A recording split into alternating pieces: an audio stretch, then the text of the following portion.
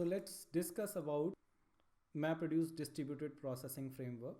So this particular discussion is not about MapReduce APIs. This particular discussion we will be discussing the concept behind the MapReduce and how this can be implemented in Spark. We can see if time permits, but for the time being my focus would be discussing distributed processing rather than discussing MapReduce APIs, which are obsolete now. So MapReduce as a framework became popular. Like, I just want to give you a context behind MapReduce, like why it was created and why it became so much popular. So it became popular because of fault tolerance on commodity hardware. The reasons are very similar: fault tolerant on commodity hardware. And when I say reasons are very similar, so I am referring to the HDFS discussion that we were having. So there also I mentioned that fault tolerant on commodity hardware is one of the major things. So this is like, when I say fault tolerant, that means in MapReduce there is a concept of retry of tasks. If something fails, then it will be retried. So because commodity hardware can fail anytime, so we cannot rely on the hardware. So our framework should be capable enough to take care of failures. So if there is any failure, it will retry, it will recover automatically. So that's the best part. So retry of tasks. Apart from that, there is another thing which is called horizontal scalability, and it is there in HDFS also. So these are like common reasons for using Hadoop, because both are part of Hadoop. But specifically speaking, MapReduce is a framework which is basically giving us ability to work on the big data problems. So we want to solve big data problems related to big data processing problems without doing low level coding. So no socket programming, no low level coding. So you will be writing in Java. No low level programming. We are not dealing with sockets.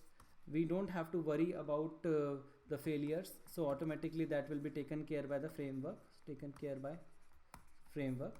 Apart from that, there are many other reasons for using MapReduce. So MapReduce automatically take care of a lot of things under the hood.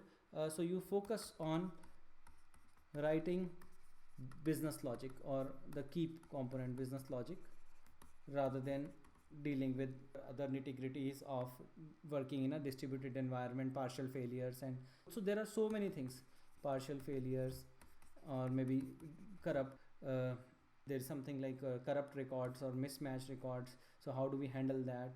Handling of maybe hardware failures, or maybe there can be network failure. So handling of data corruption. So there are a lot of reasons why we are using MapReduce, and it became so much popular. So when I say we are solving big data problems, so I will just give you one example, because MapReduce is built in Java, and let's say you are coming from Java programming background and you are not using MapReduce right now. So let's say, if I give you find out maximum out of 100 numbers, if I give you this problem, so you can easily write a loop and you can easily find out which one is the maximum number. It's very easy to do it in Java. Java is okay for this. But when I say find out max out of maybe 1 million numbers, so then you can do that through Java. Maybe you can add more RAM or processing power to existing machine. So this is called vertical scalability. So this is another solution. But when I say find out max out of 1 billion numbers, you cannot do that. So you have to basically scale it. You have to horizontally scale it. Java cannot do that. So there where MapReduce distributed processing will come into picture. So this MapReduce can work on a cluster, and cluster will have multiple machines.